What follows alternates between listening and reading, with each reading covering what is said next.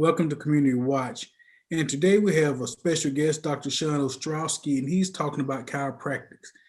Stay tuned. Community Watch starts now.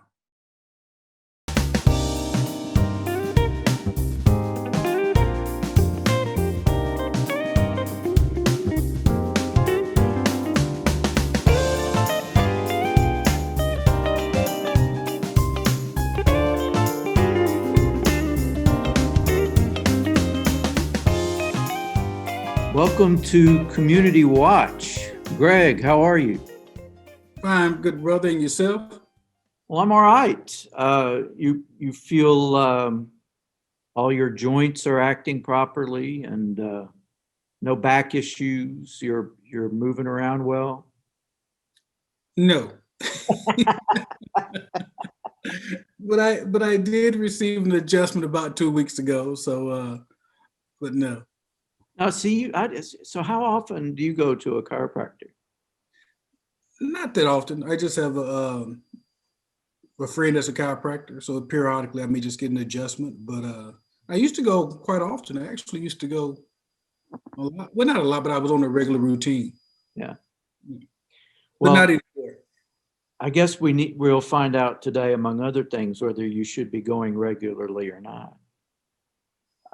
Our guest today is Dr. Sean Ostrowski, a chiropractor. Welcome to the show.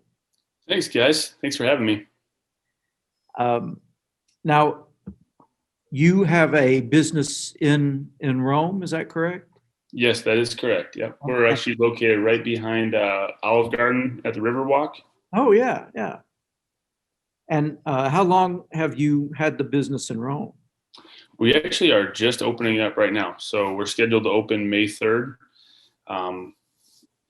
So I'm actually pretty new to Rome. All right, so you have a grand opening coming up, I guess. Yes.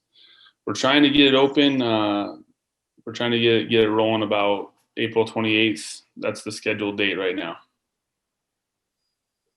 Now, I'm curious, Doc, what brought you to Rome in terms of chiropractic needs? Yeah, honestly, I'm originally from Michigan, and I went to school in Georgia, in Marietta for chiropractic, and I met my now fiance, and so she's originally from Rome, Georgia, and we actually have a little one on the way as well. So we started thinking about places we'd want to open up shop and set up roots, and this kept on coming up in conversation. And another big thing about this community is it's very medically oriented. There's two big hospitals in the area, and then you have Harvard Clinic as well. So we just felt it was a good place to try and set up, and maybe if we could start to shift a little bit of the mindset and perception of how to go about keeping yourself quote unquote healthy. That's really why we came here. So expand on that a little bit, because I know in talking to Mr. Oliver, he was talking about that, how your I guess your mindset or how you approach chiropractic. So when you talking about the shift, could you expound on that for me? The shift in terms of what do you mean by the shift? Sorry. The mindset, getting people how they approach being healthy. Okay. Yeah, I mean, for me, and what you'll probably find a lot of chiropractic professionals, and then a lot of just maybe more conservative healthcare providers will try to look at more of a what can we do to help the body work better on its own. We know that the brain and the spinal cord control everything. As a matter of fact, Grey's Anatomy says on page 4 that every other function in your body is controlled by your brain and your spinal cord, central nervous system. So that means your heart, your lungs, your digestive system, reproductive organs, your thyroid, your eyes, your ears, your nose, mouth, all those things are coordinated and controlled by the nerves and your brain. And what we've actually seen through science is that small shifts in your spine can actually put pressure directly on the nerves, or it can actually cause inflammation to settle on the nerves. And what that can do is actually shut the brain's ability to communicate with those different parts of the body down. Now, it doesn't necessarily cut it off completely, but it can diminish the capacity of your brain to control those other organ systems. Now, a lot of people know chiropractic for pain, right? Headaches, migraines, neck pain, low back pain. We see that a lot, but what they don't really realize, and a lot of times what we want to end up educating them about, is that a lot of times if you're having low back pain, what's shortly to follow is digestive trouble, because the nerves in your low back that are giving you that same low back pain, maybe sciatica that we're all really familiar with, those same nerves go directly around to your visceral organs of your abdominal wall. So that's your intestines, that's your bladder, that's your reproductive organs, things like that. So, we see lots of things like that, migraines and headaches, all that. And what we like to try to do is let people know that, hey, if we can make small, subtle changes to the posture and the relationship between each spinal joint, we can take pressure off the nerves. And when we do that, we can actually get the brain talking to all those different parts of the body again, which means we can actually improve the function of the body directly through your nervous system. So if we can do whatever we can do in order to get your body able to function at its best on its own again, that's when we see true health actually come back for people, as opposed to, hey, I'm sick, I have a symptom, and I'm going to put a medication to it, or I'm going to take cough medicine, or hey, I have a fever, I'm going to do something to reduce that fever, take a fever reducer. What we know is that fever is a healthy response. Your body is supposed to do that.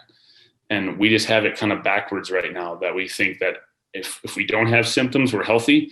And if we do have symptoms, we're sick. When really a lot of times our symptoms are our body actually expressing natural health. And so we really want to shift that paradigm so people can start understanding that your body's doing what it's supposed to do. Just kind of get out of its way a little bit.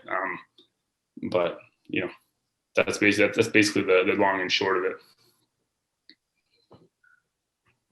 Well, I'm curious then, do you recommend some kind of regular either treatment or exercise or behavior that keeps things in a wellness state? Is that what we're talking about here? Yes, sir. Yeah, it's a great question, and yeah, definitely. And everybody's a little different. A small child might not need to be seen as much, right? They have a little bit different spinal structure, a lot less wear and tear. So what it would take to get their spine functioning properly might be once a month, once every 6 weeks. For the general adult that's already putting a lot of miles on the tires, and continues to do so, it's really a question of where's your spine at in terms of what kind of degeneration do we have, what kinds of issues do we have going on, and how much do you do every single day to continue to put wear and tear on the spine, because that all goes into play. And then also, what types of goals do you have? We like to look at what you want to do. What is your pain or your issue getting in the way of that you would like to do? And all those things can really help us to dictate how often you need to come. But a typical adult like you or me would probably be once every 2 weeks or once a week. We're coming up on our first break here in just a little bit, but when we get back, I wonder if you could kind of take us through some of those options that you're talking about that would allow us to, I guess, prevent getting to a point where we have to see our chiropractor because we're stuck or we're hurting badly. Absolutely. All right, so we'll be right back after this. A lot more to come, so don't go away. For 50 years, Georgia Highlands College has been a community that takes charge. At GHC, we have a mission to provide access to an outstanding education, meeting the career needs of the region, and helping our communities thrive. Every student we graduate becomes a celebration we never forget. We are more than Chargers. We are Chargers taking charge for 50 years and beyond. Welcome back to Community Watch. We're having a conversation with chiropractor Dr. Sean Ostrowski, whose business is opening up in the next month, early May. And it is right there behind Olive Garden and Starbucks in Rome. So look for that to be opening soon. And you were, Doctor, you were in the middle of telling us how you recommend, I guess, regular, if treatment is the right word, but regular visits to prevent problems, I guess, in the body, the spine or different areas in the body, rather than wait until we have a serious problem. Is that what I understand? Yeah. So let me kind of back up a little too and expand on that. But so the big picture is, we get pain a lot. We get low back pain, we get headaches, we get lots of different things. I mean, we talk to people all the time about different things they're dealing with. The big idea is that your brain lives up top inside your skull, right? And then you have a spinal cord, but your vertebrae protect. Those are the spinal bones. And then outside of each vertebrae, you have two holes where spinal nerves actually exit coming off of the spinal cord. That's important because your brain sends messages down the spinal cord and out those nerves. They're kind of like exit ramps, and they go to all of your muscles, all of your tissues, cells, right? And the brain is telling them all day long how to function, right? It tells your heart to beat, lungs to breathe, how to digest food. It's also telling your hands to move, feet to move, right? It's also coordinating pain. Now, only 10% of the nerve's function is to communicate pain. And that's why I say a lot of times we think, oh, if I'm in pain, then something's wrong. I'm unhealthy or I'm broken. But truthfully, if you have a 90% blockage in your artery right now, you're probably not going to feel it necessarily. You could be perfectly healthy, no symptoms at all, or perfectly healthy, feeling great, no symptoms at all. Go to your doctor next week and find out you have a blockage. Just, that's not letting any blood through. And then you're going to find out real quick that just because you felt good doesn't mean we were healthy. And what we see through research is that prolonged diminished capacity of the brain to send messages and get messages back from those body parts and organ systems leads to these types of ailments over time. Doesn't happen right away, right? But a lot of times we as adults experienced our first subluxation or misalignment to the spine, which caused the bone to get stuck, doesn't move the way it needs to anymore. We experience those as children, slips, falls, the birthing process itself can be pretty traumatic on baby. And what will end up happening is these bones get stuck. They don't move the way they need to. And then the disc, which is in between those bones, and picture an Oreo cookie, the disc is the white cream filling. It gets to the point where it wears down and dries out because it gets reduced motion. It needs motion to stay healthy and stay full of fluid. When it loses that motion or it gets stuck, it dries out, degenerates, gets thinner and thinner and thinner. And that's when we start getting pressure on those nerves that are exiting out the sides. The disc height, that big healthy white center of the Oreo cookie, has to be there in order for those nerves to exit out without pressure. So what we're seeing is people come to us with low back pain. It's usually been there for 5 to 10 years, maybe longer. Now their spine's already in a phase 2 degenerative cycle where it's wearing down and we need to make a stop. We need to make a corrective change.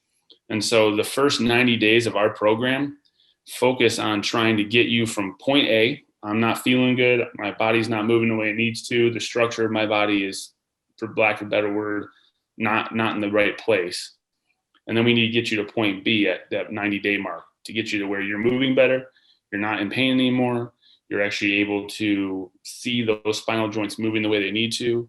And at that point, it's a maintenance protocol. And then we've gotten you from point A to point B. Now we want to prevent you sliding back to point A. And so just like with braces on your teeth, we take the braces off. We have to put a retainer on your teeth so that the teeth don't slide right back.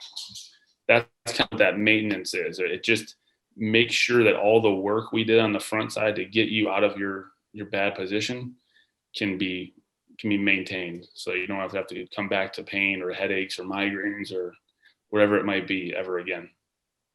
And so a lot of times we get the question, do I have to go to a chiropractor forever? And the answer is absolutely not. You don't have to do anything forever. You don't have to work out forever. You don't have to brush your teeth every day. You don't have to eat good food. But a lot of times people do those types of things because they want to live a healthy life. They want to put themselves in the best position to be healthy. And that's essentially what chiropractic care looks like for people that choose to do it on a regular basis. So hope that answered the question. Well, it did, but I'm curious now. Once you get someone to a place where their problems are the pain that brought them to you has been resolved, but you want them to maintain that wellness. And I guess it's different for every person, but is there a regular routine that you recommend as far as visits to your office or activities that the individual does on their own, or how does that work? Mm-hmm. That's also a good question. And I mean, the best answer to that question, and I think the best answer to almost every question, is it really depends on every person. Every person's going to come in with a slightly different situation, like you said. Typically, this is typical, if you don't have any type of long-term damage, and and I mean like 10 years of damage, you don't have any surgeries, you don't have, and you're relatively active, eat well, and you try to stay pretty active.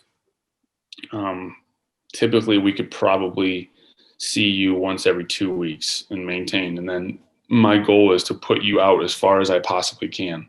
So every month we do reassessments in our office so we can see how your body is holding up, how you're doing with the adjustments, how long are you going before you're experiencing any level of pain anymore or any discomfort. Are you experiencing it at all? If you're getting to 2 weeks and you're never feeling like you have any pain at all or any discomfort, well, then that's great. Let's try 3 weeks.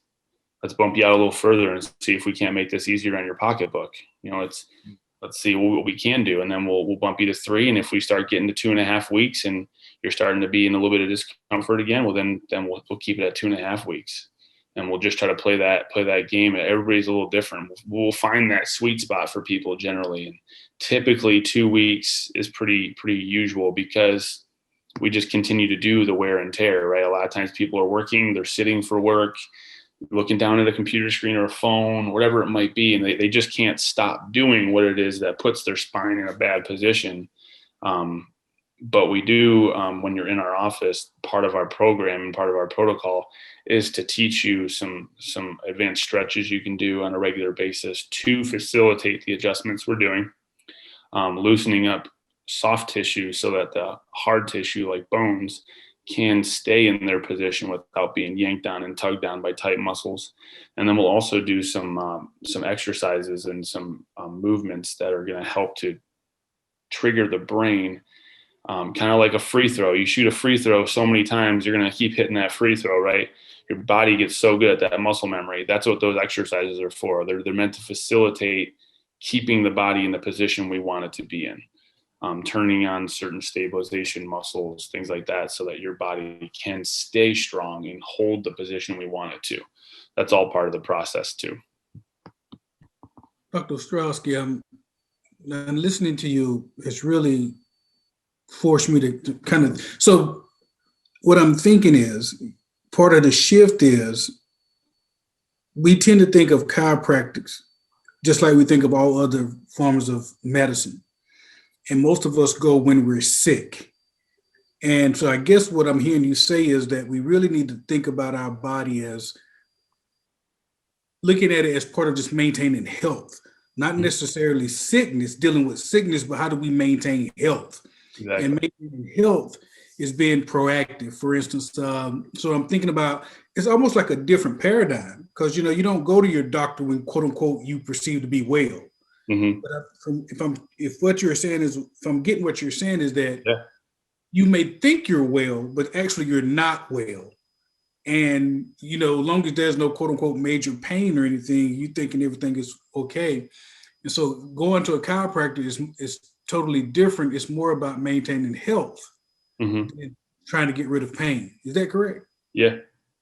Yeah. A lot of times we'll have what's called a misalignment and we're talking millimeters. Okay. When talking about misalignments, we're not talking gross, like your spine's here, this is where it's supposed to be. Like, we're talking very small changes, but that small change, when spread out across the course of a day in and day out, every move you make stresses those tissues to a certain level. So when we are talking about millimeters of change, that means that we might have a small tilt to a vertebrae, which is putting more pressure back here on this disc than it should be, which means this disc now wears out quicker, which means maybe we start getting more pressure on the nerve, which is exiting right here, right? So that prolonged amount of time with just a small amount of pressure can decrease the capacity of that nerve to do its job.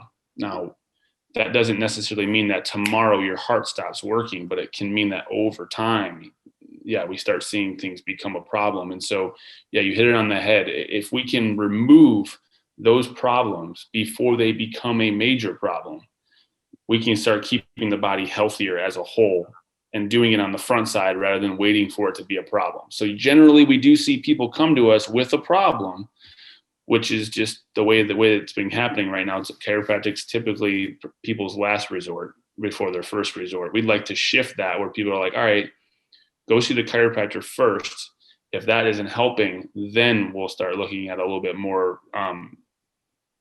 intensive care type look. Then we'll start putting something into the body. Maybe if we can't regulate your thyroid by adjusting the spine, impacting the nervous system, now we look at, okay, maybe we need to put some sort of medication in to make sure that we actually do impact it the right way. But it becomes the opposite. Right now we're saying, let's put something in first, see how that does. And if it doesn't work, then we'll try the other way. So, yeah. So let me ask you this then. Have we as a nation, for the most part, just have learned to live in sickness? Because I'm thinking as you're talking right now, like my back is hurting now. Like I'm just thinking there's always aches and pains. And I just conditioned myself, that's just normal part of life. At my age, my weight and everything, that just comes with getting older. And so I'm just curious, when you was explaining everything, have we just learned to live with moderate pain as just part of quote unquote aging? Yeah, I'd say so. I'd say so. And I do a lot of external marketing events where I'll be out in the community, and I constantly see people saying, "Oh, you don't even want to look at my back. It's so messed up." And it's sad because we could help a lot. I think it's just knowing how. And one of the things we do that helps us be much more specific and much more helpful is we use some instruments in our office that allow us to look at where we're actually getting pressure on those nerves in real time. And we only adjust those segments that need to be adjusted. So when we do that, we're actually able to impact the body in a big way. And I don't want to say too much outside of, I don't know who's going to watch this, but I truly believe that, we're in a position right now where we've started looking at, okay, instead of doing what we need to do on the front side to stay healthy, whether that means, teach our kids how to eat better, make sure our kids have physical activity in school first and foremost, we're cutting all that stuff. We're cutting the budget for all that stuff. And instead our kids are sitting all day long, and then they develop bad posture, and we've put cell phones in their hands, and now their necks are down like this. I mean, we're seeing kids for the first time that are, there's statistics out there right now that they say the kids of our children right now are like 60% more likely to have a spinal surgery than their parents were, just because of the posture we put them in all day long. And that's what we just want to help. You know, we're not trying to take over. We know that medicine has its place, and I firmly believe in it. I just think that there needs to be a co-management on some level. You know, I was